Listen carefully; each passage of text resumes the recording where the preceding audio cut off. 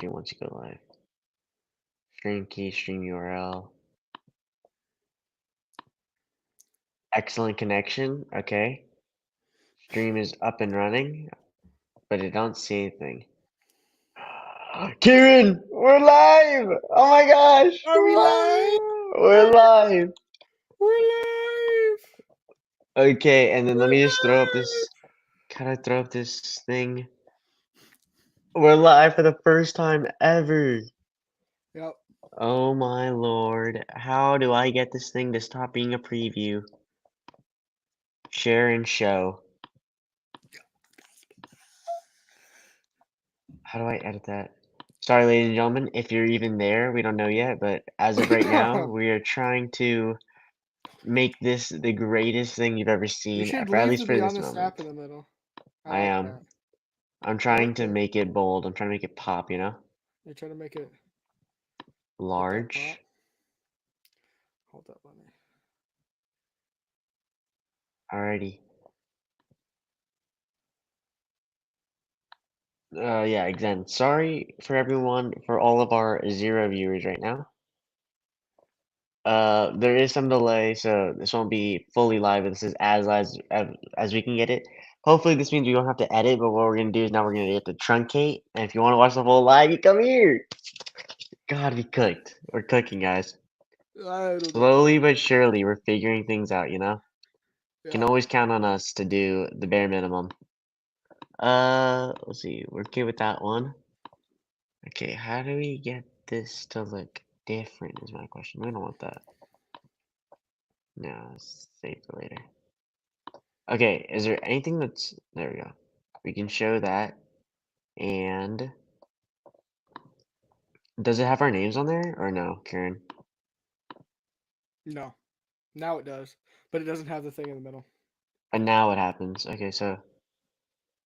that is so weird. Oh, it's because I put it on a timer. Whoopsie. Leave it to me to mess that one up.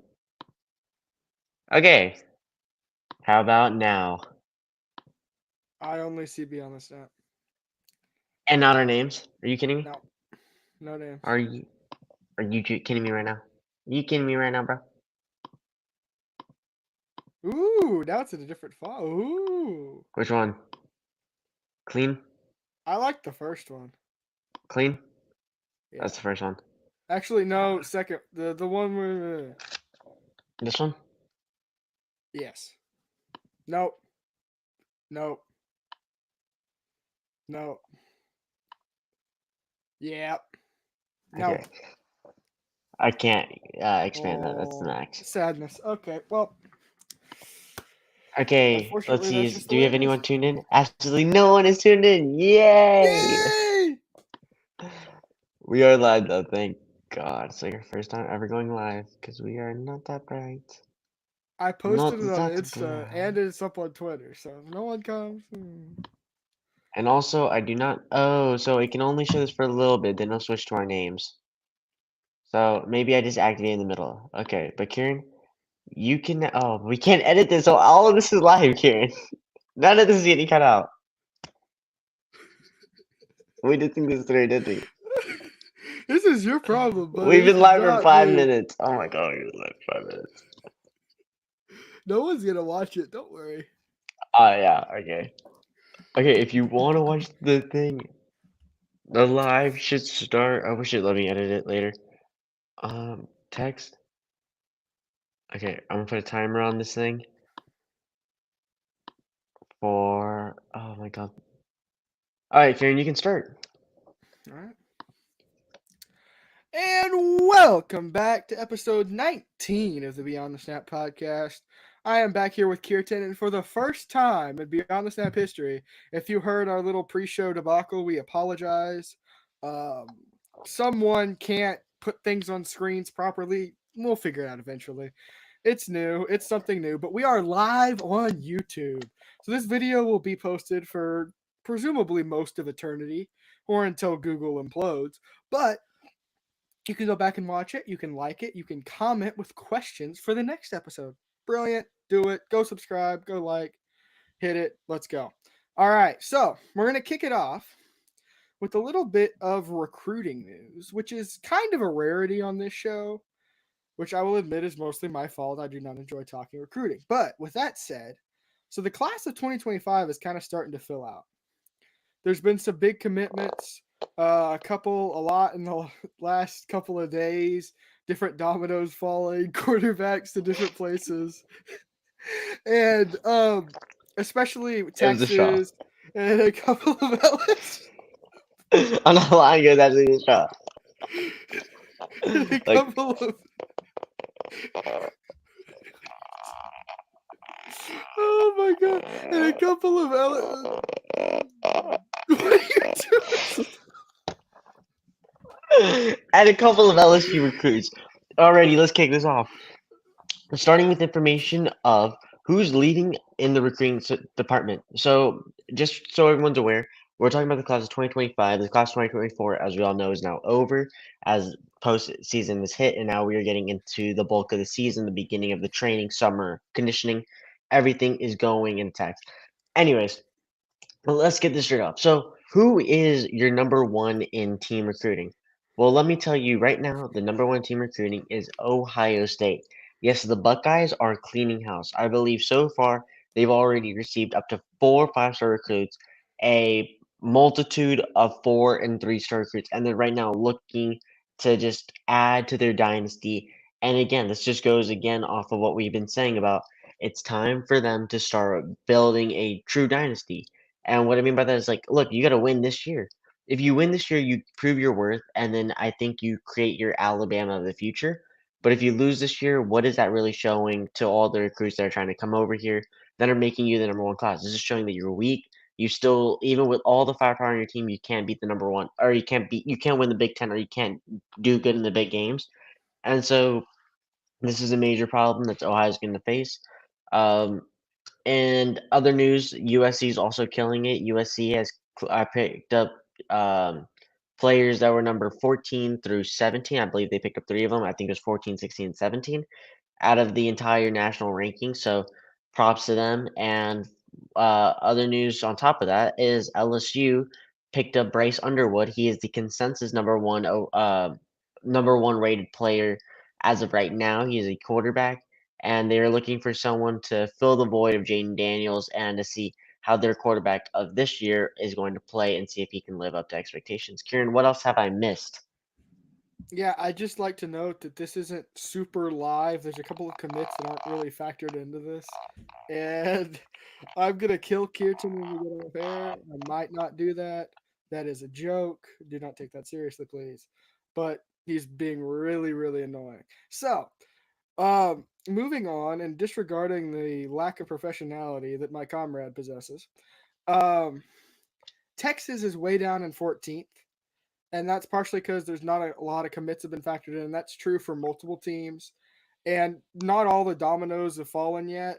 But I think it's important to note that that's potentially how the class could shape up. Old Miss, who's done really well in recruiting, is all the way down in 16th. Miami rounds out the top 20, and you have to go quite a ways down before you see Oklahoma State, before you see teams like Washington and other past powerhouses, like lots of different teams are even so far down. Cincinnati is a ways down at 40. Arkansas is struggling through it at 41. Duke is barely making the top 40 at 37. And, it's just starting to shape up. It's starting to fill out. Hopefully, it'll round out a little more. We'll be able to give you guys a little bit more of an accurate prediction. But I think it's going to be a good class for a lot of teams. And it's really hard to tell exactly what the order is going to end up being. But you have to think that relatively, you're going to have your Texas, your Bama, excuse me, Georgia, and all those teams like that kind of on top. And we'll see how it shakes out, and that'll depend. But right now, USC is at 4, and if they can maintain that, you're looking for a good class for Lincoln Riley. You're looking for a potential bounce back, even though I don't think that'll happen this year, but next year with that new class, right? Um, Aside from that, there's not really much else on the recruiting front. It's a little bit quiet, but we want to just cover it as some dominoes are starting to fall, and we'll talk about individual players a little bit later. One other thing is that a kid I told y'all to watch a couple months ago, Mason Posa, has now I believe committed to Nebraska, or maybe no, it was Wisconsin. My bad. The other Midwest school with red and white. Um, it was Wisconsin, so he is now committed to Wisconsin, and he will go play there. And it's a good get. He's a really good player, very speed. He's very talented, I think, as a football player. I think he has a good knack for seeing the field. Again, he's a linebacker slash defensive end, and I talked on him about in a couple of past episodes. So I just wanted to point that out. But other than that, now we're gonna move to our next segment, Kirtan. Okay, moving on, we have a new segment, kind of new. This is basically, we're going to look at college football NCAA 25, and so let me give you some background. So college football hasn't announced any information about what team overalls are going to be, what certain players overalls are going to be. Right now, they just given us snippets with the trailers and the footages from there. But now we're going off of all these predictions made by CBS, other industries. So Fox Sports did one, I believe. A couple of bloggers did one of what their predicted rankings of each team is in their overalls. So we're gonna go through. We're gonna do our over, underrated, perfectly rated segment, and we're gonna do with the top 10 teams. So we're gonna start with Oklahoma. Then we'll go Michigan, Penn State, Ole Miss, Notre Dame, Bama, Texas, Oregon, Ohio State, and Georgia. Okay, Kieran. Starting with Oklahoma, would you say they are overrated, underrated, or perfectly rated? Right now, they sit at a predicted 91, with their offense being rated 90 and their defense being rated 92. Over, under, or perfect? I think it's. I honestly think it's over. I don't think Oklahoma is that good. I think you could have put a Tennessee there. I think you could have put a Missouri there. Potentially, another team that's kind of in that caliber. You could have even, I think you could make an argument for putting a Utah or maybe Arizona there. I think there are better teams. There are a lot better teams that are, I think, better than Oklahoma and should fill that 10th spot. In terms of 90-91 or 90-92 in terms of offense and defense, I think it's right that their defense will be a little better than their offense. It hasn't been in years past, but they have made a change at quarterback. They've made a couple of changes at receiver, so it'll be different in terms of the chemistry of that squad. But I think in terms of the actual numbers, I think it's right. I just don't think the team should be rated that high. Maybe if you need to make the numbers work, bump it down to 88, 90 or something like that. But I think Oklahoma's maybe a top 15, top 20 team. They are not a top 10 team. Kirtan. Yeah, and so for this one, I'm gonna go with overrated. I think I have to agree here. But I think I'm gonna go for a little different reason. So I'm not gonna like necessarily look off the team. I'm gonna say, okay, out of all the other teams that I've listed, we talk about Michigan, Penn State, Ole Miss, all these teams where you can make an argument they are predicted to be the top 10 teams of next season. Makes sense. And Oklahoma can very well be in the top 10. I really don't see them cracking the top 10, especially with the schedule they have against facing Bama, facing Texas. I know they have a couple of other guys that are just going to make it a pain for them just to crack top or to win or lose. So we'll go with losses to lose less than 3 games because they have a very tough season, especially being the inaugural season of the SEC. That's the first thing. Secondly, I feel like a couple of teams are being snubbed here that could replace them. One obvious one is Florida State. Florida State came off of an amazing season. They were undefeated going into the Orange Bowl. Then they suffered a horrible loss, but then that could be argued by saying Jordan Travis didn't play, Keon Coleman didn't play, all their stars were out. And then now I believe they're getting another quarterback who came in from the transfer portal. He's going to add a resurgence to the team. The team is still predicted to be the number one team to win the ACC next year. While I don't think Oklahoma is I think Oklahoma's 4 or 5 behind Georgia, Texas, Bama, Ole Miss. I think Oklahoma falls to like 5 or 6 for that matter behind Missouri. And so we're saying we're taking a team like Florida State, who's ranked number one most likely to win the ACC, has the highest odds, versus an Oklahoma team. If we're going straight off of numbers, I'd say the defense of Florida State was also killer last year. Um, what else to say about them? I mean, that Florida State team did also play insane competition. They played LSU and won, and I think it was in Florida State Stadium. I don't know if it was in Baton Rouge, but that just speaks to the characters of the other team, and I feel like we're writing off all of the smaller divisions.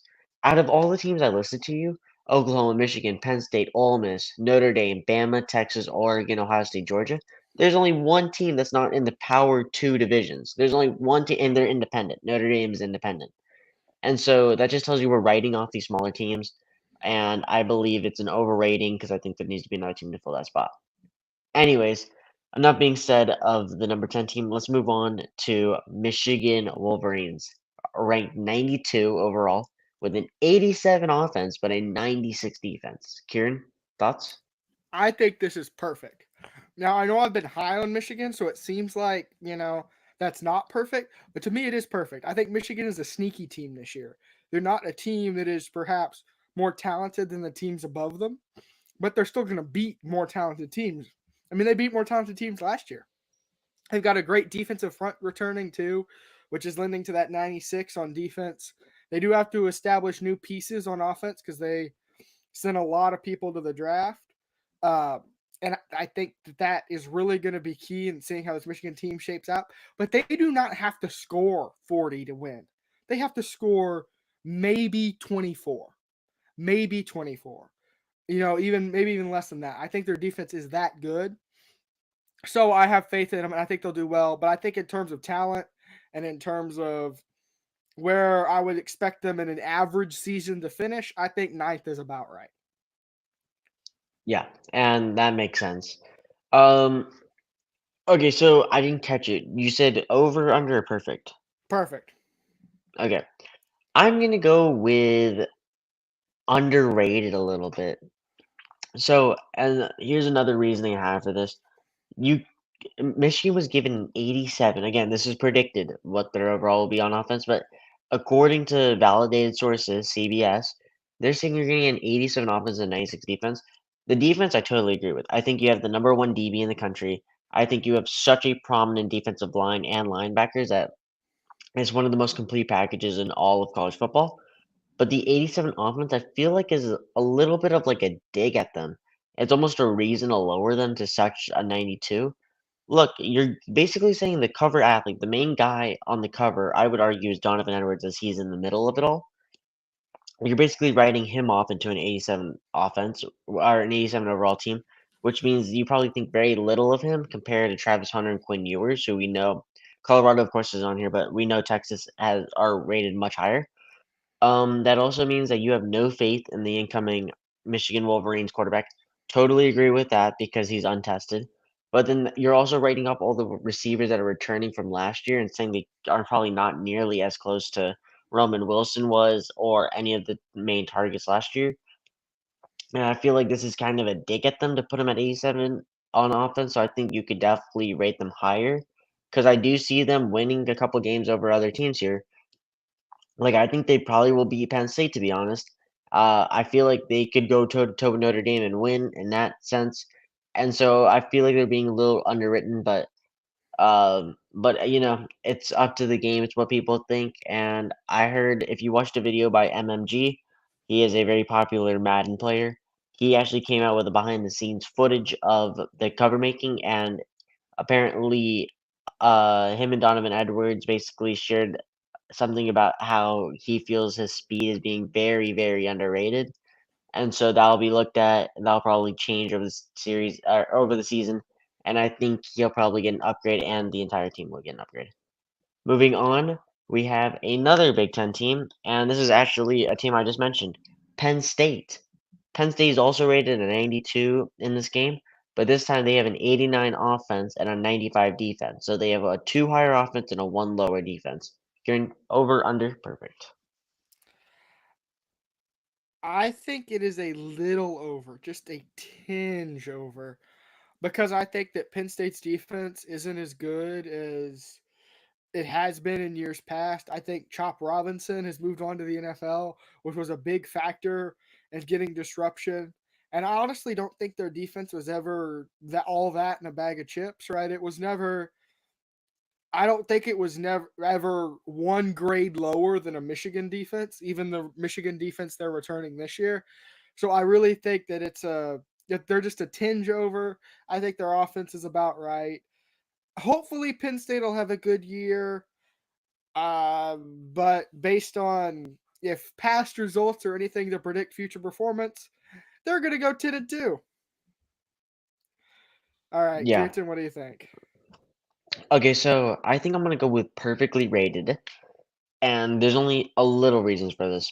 So the reason I'm gonna say they're perfectly rated, not overrated, is because they didn't have as big of a flip as Michigan, and Michigan, of course, lost their quarterback, lost running back, lost wide receivers, basically got decimated on the offensive front, and they lost some players on the defensive front. But that's because that's expected. I mean, you won the national championship, you proved that you had some of the best teams in the world, and they got drafted. Makes sense why you'd fall a little. I don't think Penn State really had that. Penn State is known for churning talent. They did that with Micah Parsons. They probably and hopefully will do that with Chop Robinson. And so I don't think they have as big as a turnaround as predicted. Meaning like they don't lose as many players to the draft, they just lose their top players. And so I think they're still gonna have such a monster defensive front like they always do, and they'll replace their talent with more talent, and they just have someone in that locker room, someone or something that just helps them breed out insane like pursuing linebackers, outside linebackers like Micah, like Chop. Um, and then the offense, I think it's fair to say that they're rated so much higher. I wonder how EA takes into account the quarterback's rating, because I would say Drew Aller is a top quarterback in NCAA football, just in general in CFP. That might be CFP. That might be a little controversial, but I think he's just really good. I think he's been an outstanding starter for the last 3 years, and sooner or later they're going to get over the hump. And personally, and I think this is unanimous, I think he's going to be better than the Michigan incoming sophomore or freshman, whatever he is, because he hasn't played it down. Not unanimous. I think so. I think Drew Aller is really really good, and so I think if they take that into consideration, they're going to say their offense is better and they deserve an 89. But we can get into that later because we are moving on to our first SEC school. This is a 93 rated Ole Miss, Kieran, with an offense of a 94 and a defense of a 92. Ideas, questions, concerns? I think their defense is a little underrated. I think offense is about right. Maybe it could be a point higher because they're returning Jackson Dart and they lost Quinshon Judkins obviously, but I think they're still returning a good chunk of talent. And I think they're still returning enough talent to make it a viable, a very very good offense. And I think their defense is a little underrated. I mean, they got Walter Nolan, they got all these big gets in the portal, and Ole Miss has gone and taken all of their little hotty toddy chips and shoved them all onto the I don't know the circle in the roulette wheel that says 24. Don't know how gambling works, but they've shoved all their chips onto this year, and that's where they're riding, right? And they've spent God knows how many millions of dollars to bring everyone there. And this is their year and this is their shot. And I feel like they should be rated just a little higher. Kirtan? Yeah, and let's see, Ole Miss. I'm honestly going to say perfectly rated again. Ole Miss we know is a how do I put this in the best terms? They are always a consistent team. They're the Penn States of the SEC. Outstanding team, always ready to come in third or fourth, or Right. second, third, or fourth. I think this is a great year for Lane Kiffin because Lane Kiffin now knows that he has the ability to win in the transfer portal, take all the top talent, develop his guys, create his really strong front. And so I'm gonna say they're perfectly rated for. Let's see. First, we're gonna go with defense. I think you're perfectly rated. I think you don't have as many people as you want because I know that Lane Kiffin was banking on the fact that he can get so many players that he could just start what do you call it, churning them and like almost putting in new sets of players every single down. I know I talked about that last episode, but What I'm trying to say is I think that on defense, they're perfectly rated. You don't have as many players as you would like to hope, but you did pick up some monsters like Walter Nolan, who's sure going to beef up that defensive line and stop all the run game. And so you did get an advancement there. And then on offense is a 94, and I think this is where the game really takes into consideration quarterback. This might also be controversial, but Jackson Dart is another top 10 quarterback in the nation. He has the fearlessness of Tom Brady. He has almost the grittiness of who's a good example for grittiness? Max Duggan, whenever he played for TCU 2 years ago. He's willing to fight for that first down. He'll do whatever it takes, and he just plays with such enthusiasm, which makes him an absolutely amazing gunslinger. And, I think this offense is going to be killer. I think with the return of their two wide receivers, they're going to be a deadly squad, and they're ready for the competition because now they're fighting an uphill battle. So I think this is a perfectly rated squad.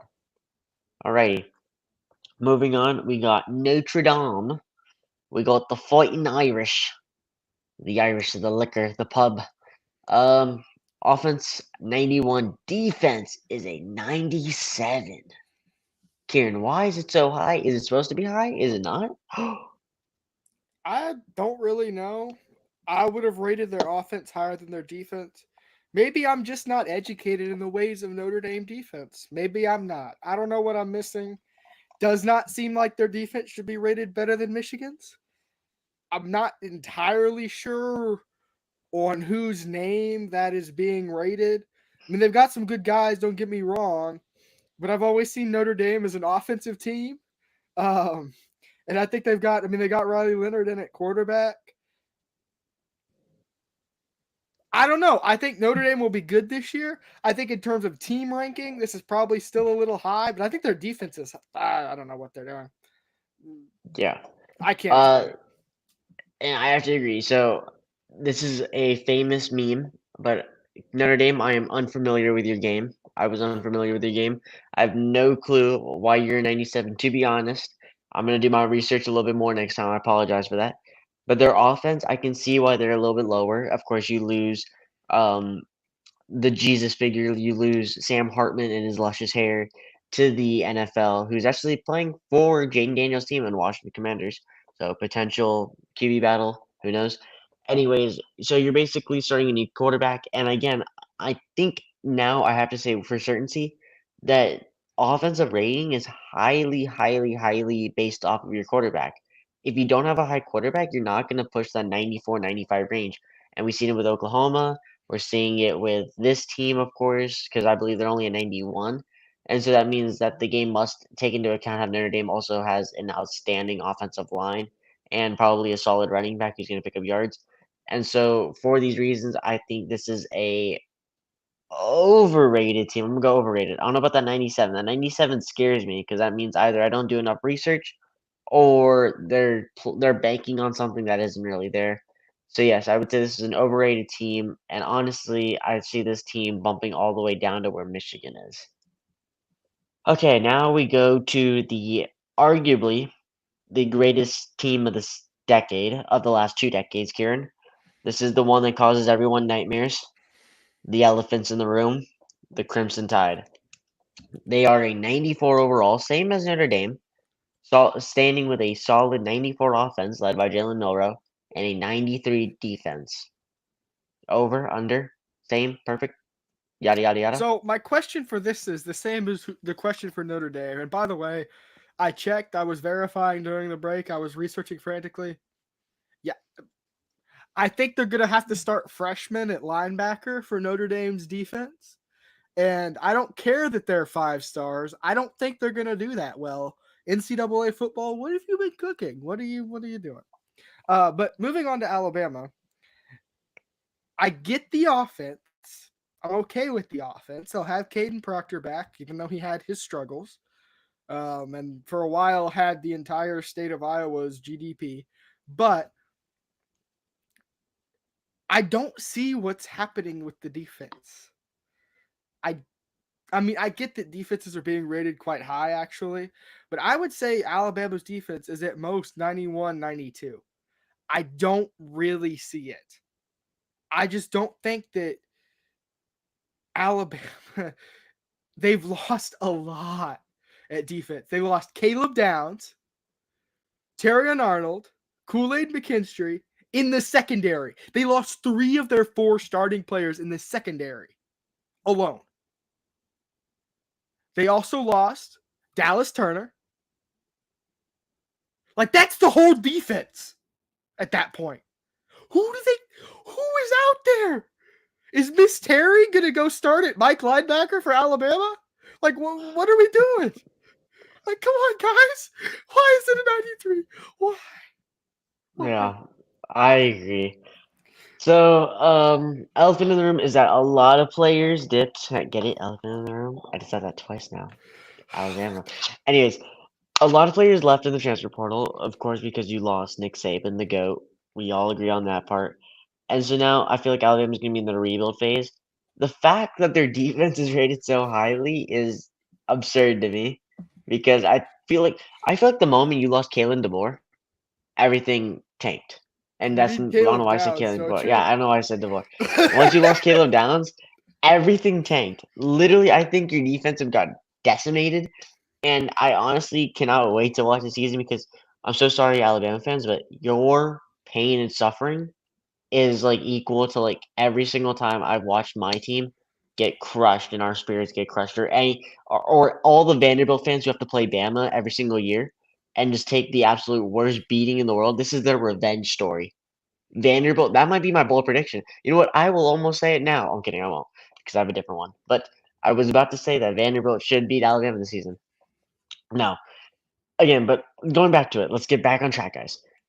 Alabama, I think you're rated good for defense, and the only reason, or good for offense, because of the fact that you have Jalen Milrow, who's still going to be your quarterback. He's still going to be there. You have your new head coach, who is a very offensive focused guy, and we saw what he did with Washington and Michael Penix Jr., and he was able to turn out a really good offensive team that was able to beat top teams like Oregon, like Texas.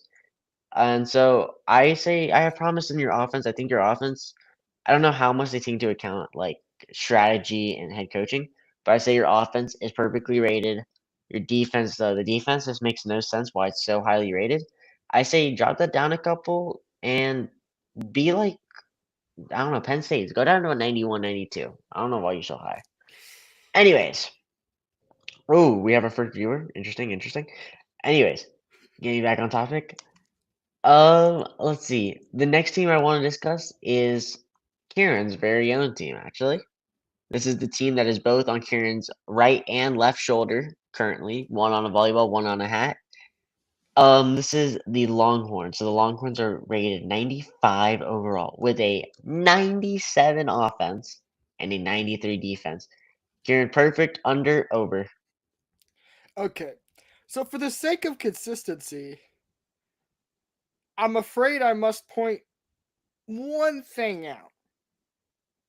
Alabama's defense and Texas's defense are ranked the same. And we took one of their linebackers. Sorry, not we. Texas, my bad. The fanboys coming out. Texas took one of their linebackers. We have recruited very well. Our defense, we've lost 2 very, very good defensive tackles in Byron Murphy and Tavondre Sweat. But we've got Alfred Collins. We've got a lot of guys I think look good. Got Colin Simmons out there, who's hopefully going to be able to mix in, get in some, working at edge. You've got, I just think the names, we lost less talent. Texas lost less talent in the draft. And I think we've been able to replace more as well, bring more in, bringing in transfers a lot from Alabama, oddly. But a lot of talent, a new talent is in. I think defense has to be rated higher, which would incline the team to be rated higher. I honestly think offense needs to come down a step. I think they need to chill out a little bit there. Texas offense is very good. I have mild concerns at offensive line. I think they'll still be good. I just think that was a bit of a weakness last year at points, not all the time, but at points. I think the running back room is one of the best in the country. I think wide receivers will be solid. And I think that's a good rating. But honestly, because of Quinn Ewers, one, and because of The offensive line, too, I would drop that down a point to 96 and bump the defense up a couple points. Is what I Yeah, would be inclined to do. I think that's fair. Okay, so again, I'm not gonna say a broken record, but I believe Quinn Ewers will be a. I believe Quinn Ewers is the quarterback of the year. I think, meaning like in terms of overall rating. This is for consistency. I think he's the top quarterback. I don't know. I guess Carson Beck could be up there, but he's one of the top three. So of course he's gonna have such a high rating, which is thus the reason why they have a 97 offense. Of course, you also have Isaiah Bond out there. You have Jonte Cook, who we know is supposedly such a star, and he's just about to shine because now he's on his own. You have CJ Baxter out there still. And so we know the offense is outstanding. Let's not get that wrong at all. Defense, I think defense is fair. I think if we're going to take a knock on Bama for being a 93, then we have to sit at a 93 and say, okay, if we're counting 93 as a standard and Bama doesn't meet a 93 standard, then Bama's going to be supposedly a 91 and a 93 has to be Texas. Tell you this is fair because Texas is bringing in good linebackers, like Kieran said, post from Bama. Don't get that wrong. They are bringing in a top edge rusher, Colin Simmons, which we cannot forget about. They're bringing in very good recruits at multiple secondary positions, but that's where the issue is. I think the secondary is going to be very, very, very problematic because whenever Texas seems to go against a team that actually has competent wide receivers, everything goes downhill.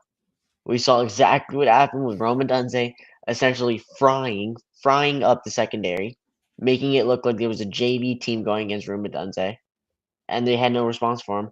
And so that's where I'm worried about. I think that's where the fair rating comes in. You have a stellar defensive line. Let's not get that wrong. Stellar defensive line. You have you have good linebackers. But the secondary, I think, just needs a little bit more help because what happens if a team does max protects essentially? They keep their running back in the backfield and then it's a wide receiver. Let's say who has the best wide receiver? Let's say Missouri. I know Missouri won't play them, but let's say it's Luther Burden versus this Texas secondary.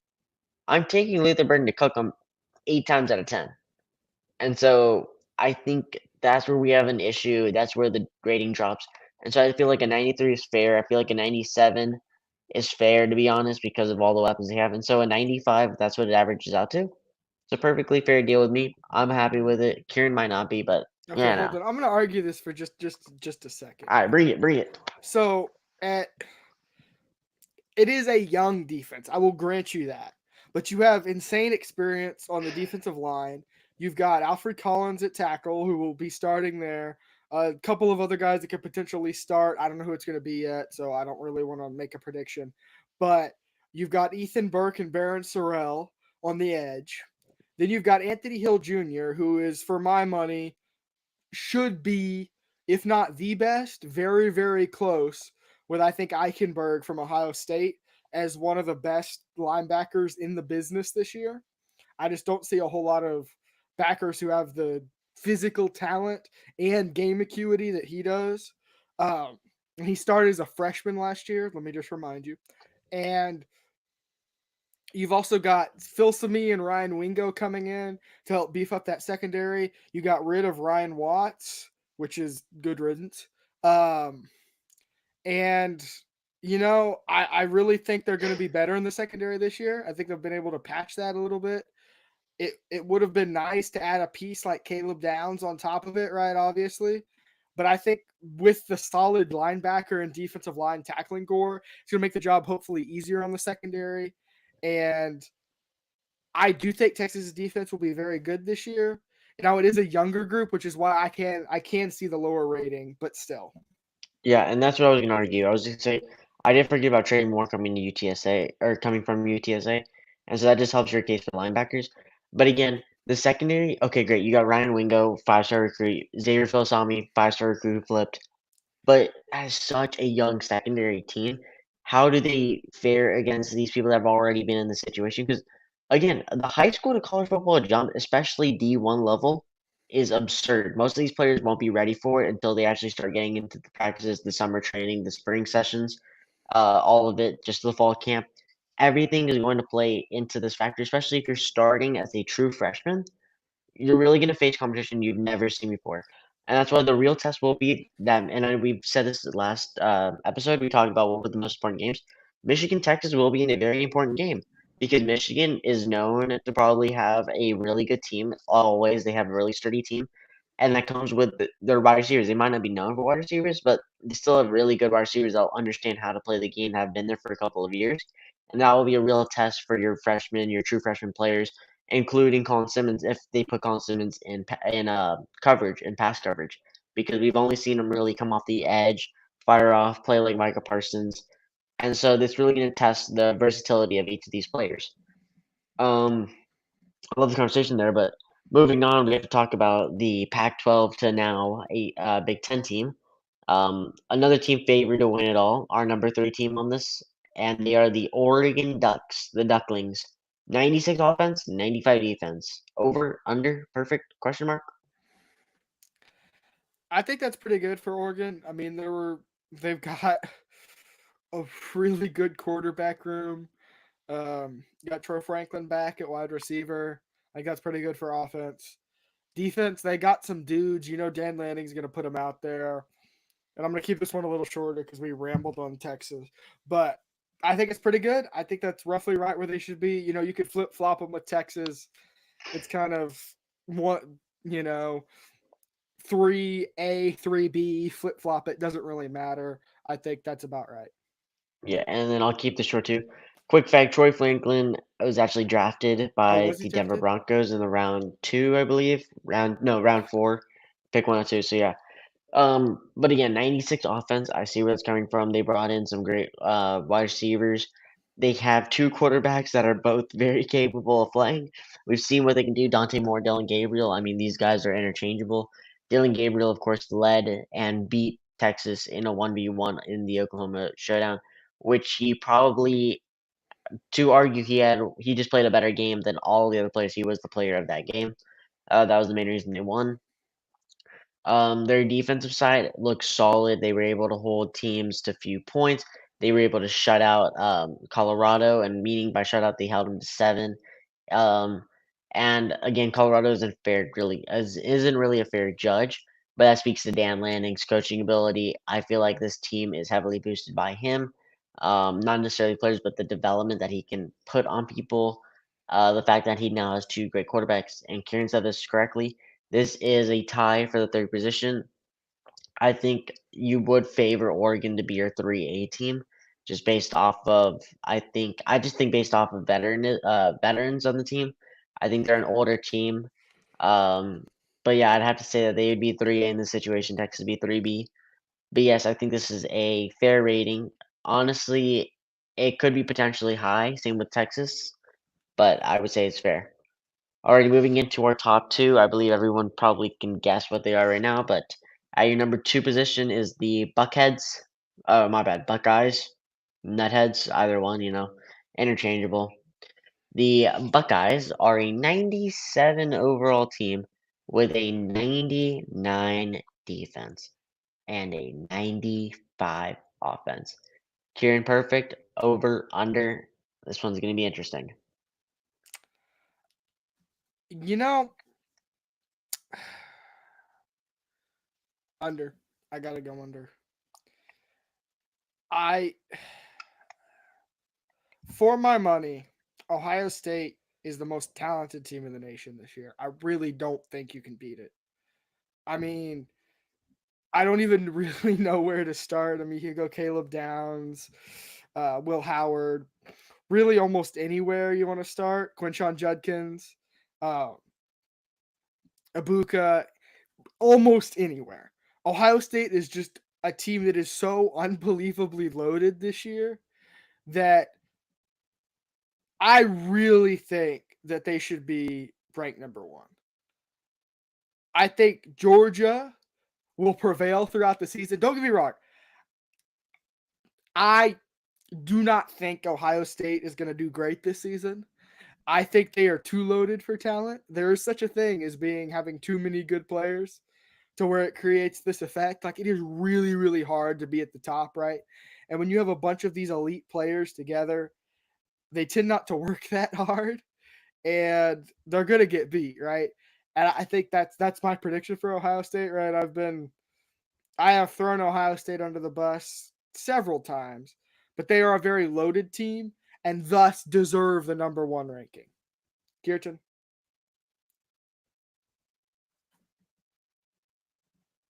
Kirtan, are you here? Do you exist? Oh, good Lord. I think he's lagged out. That's unfortunate for him. Well, I'm going to move on and give you Oh, my I'm back. ranking of. Real fast. My He's bad. back. I'm running the live stream on this computer. This computer's taking a beating right now. Trust me, I feel bad for my PC. I love it so much. Thank you for actually staying with me, PC. Okay, back to the rating. Ohio State being ranked 99 on defense and a 90, what did I say, 7 on offense. I think that is fitting. I can't say they're underrated. I can't say they're overrated. Key people you have to keep a note of is Will Howard is your starting quarterback. Solid, very solid player. I believe he is from Kansas State. Yeah. Yep. I think he's a solid quarterback. I don't think he's great, but I don't think he's bad. Don't forget you have Jeremiah Smith and Emeka Kuba. These are your two two star wide receivers, wide receiver 1 and 2. Insanely great talents, insanely well. They play so well. They gel so well together. And then if you forget about anyone else, you're like, oh, well, we know they're a passing team. Wrong. They're also now a running team because they have two of the most dominant running backs in college football. They have Trey Hendrickson, who has been like a third year returning player.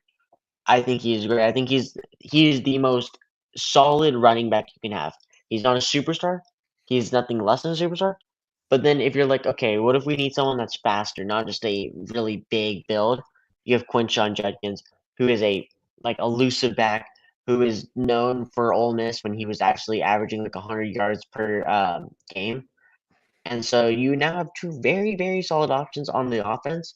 But then I feel like you lost a couple players. You lost, of course, Marvin Harrison. There is some doubts about Will Howard. How good will he really be? Is he as good as Kyle McCord? Was Kyle McCord even a good replacement for CJ Stroud? Again, quarterback is the main thing that they're going to take account of, and that's the reason why they're probably not higher. Defense, now, the defense side, you're stacked. You got Jack Sawyer on the left defensive end. Of course, we've been talking about Caleb Downs this entire time. He's actually the free safety over there. You have Jordan Hancock at your NB. You have your middle linebacker, Cody Simon. All these players are so good.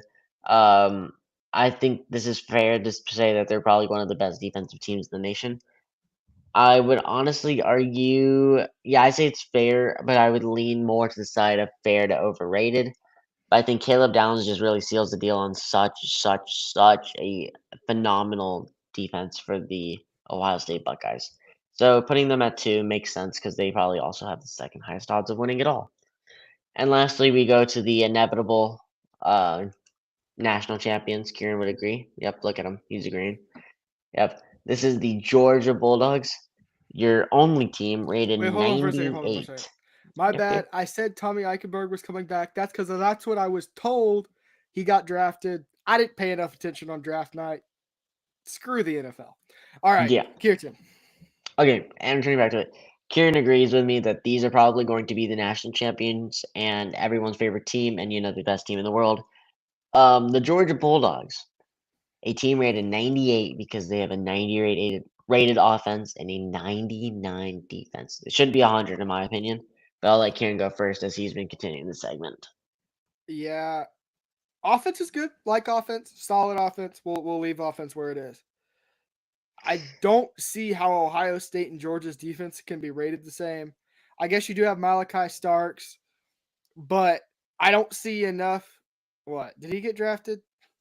Did I No, he do it didn't. again? No. Okay. You're right. You're right. But I'm just saying. I'm surprised that you're taking this side. I thought you were going to be defending the Dogs and saying that they were the better team. But based off the tone, it almost seems like Ohio State you're saying has a better defense.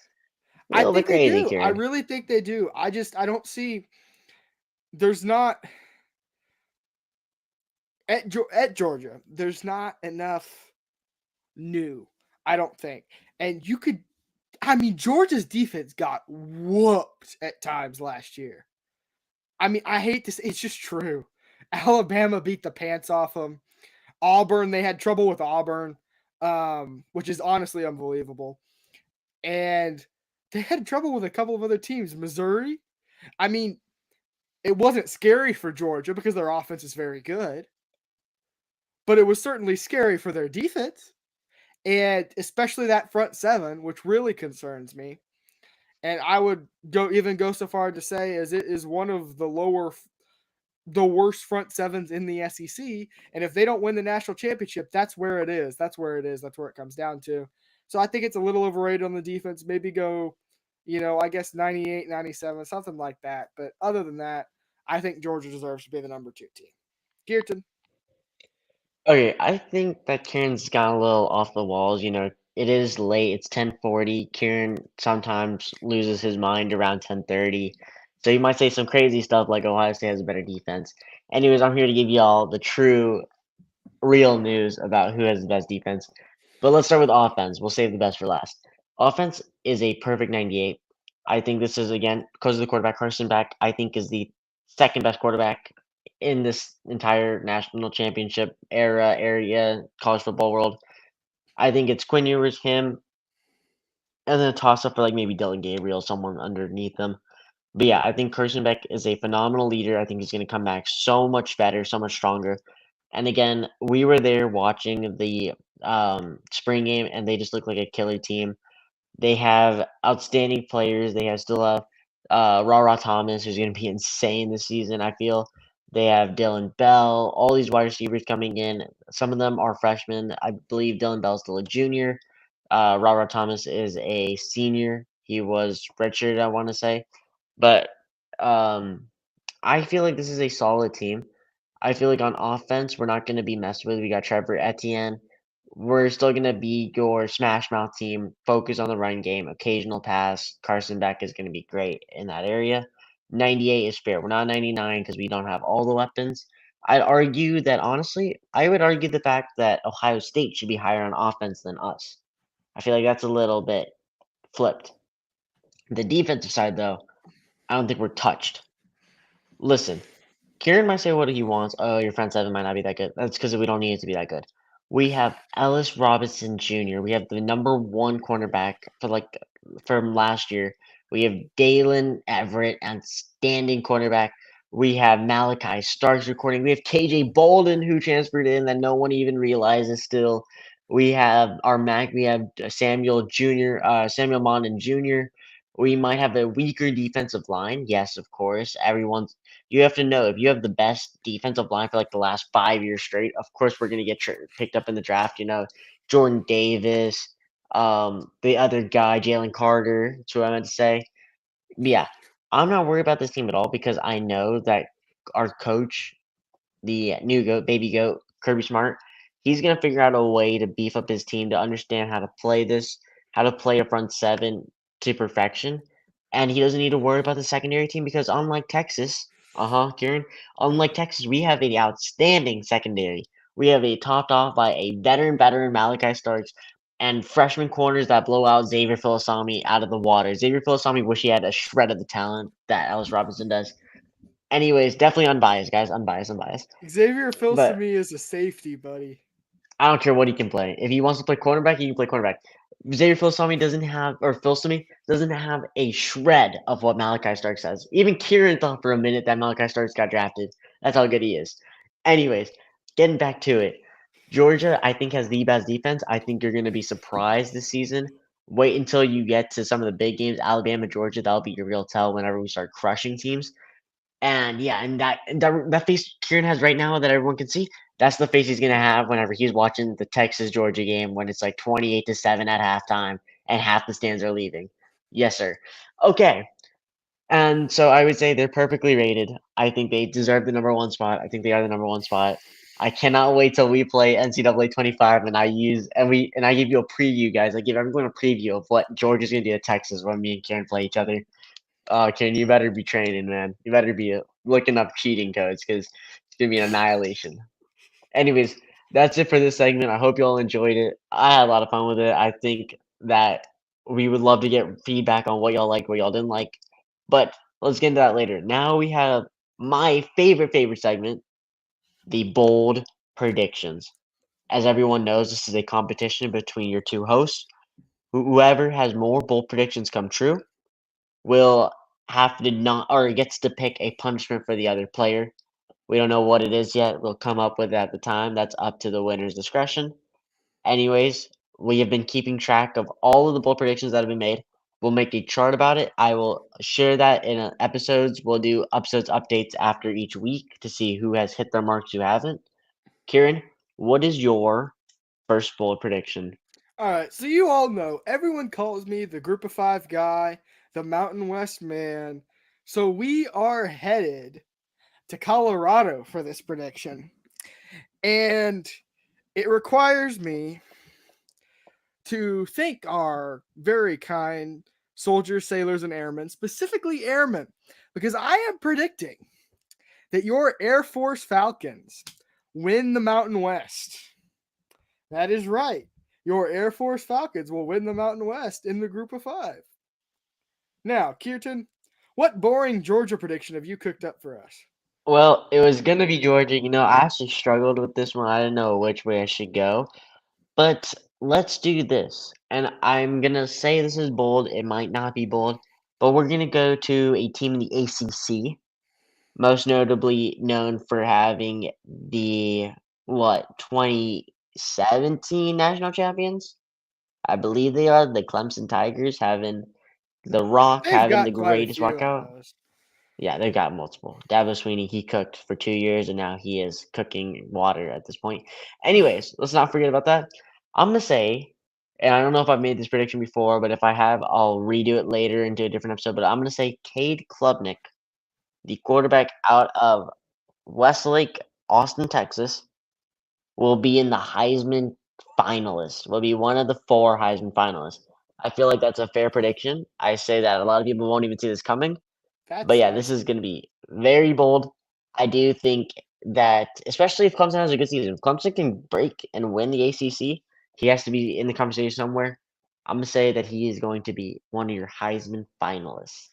Kirtan. So, You know, an odd thing both of our predictions have in common. I just want to point this out. So, guess how many transfers Clemson and Air Force took in? I'm going to tell you, it's the same number. Yep. Good job. All right. And on that incredible disappointment or terribly exciting, depending on who you are, it is time to end the first live episode of the Beyond the Snap podcast. Thank you, audience member. If there's 2 of you, thank you, audience members. We sincerely appreciate it. Subscribe. Go listen to it on Spotify. You can listen to us say dumb stuff as long as you want. Really, pretty much, it's a lot. And subscribe to YouTube. Follow on Spotify. Hit up the socials. We are there. You could find us. And until next time, see ya. yep. And real fast, I just want to add this as just a disclaimer. Next episode, you want to tune in for because we may or may not have a special guest joining us. Potentially, potentially not. I'm just saying. Anyways, the breakdown for these episodes will be we're going to be live on every single new episode we do. Then we'll do some edits on it, very minor stuff. But if you want to watch us, the raw cut, you go here. If you want to see a little doctored up for you, a little bit more appetizer, so it keeps you appealed, you'll see the other videos. And I promise you, we are going to make a return to our personal videos. We're going to get those individual 8-minute episodes out so you guys can finally bond and focus on one subject instead of this overview. Anyways, that's it for me and Kieran on this episode. Please join us next time. You do not want to miss next episode. I'm telling you, it's about to be probably, I'd say, one of the best episodes we've ever had. Here, I'll give you a But sign. I'll give you a sign. There you yeah, go. it might have to do with someone who's involved with these two. Anyways, that's it for Austin, Texas. And back to you, Davis, back at the home state arena in California. Peace.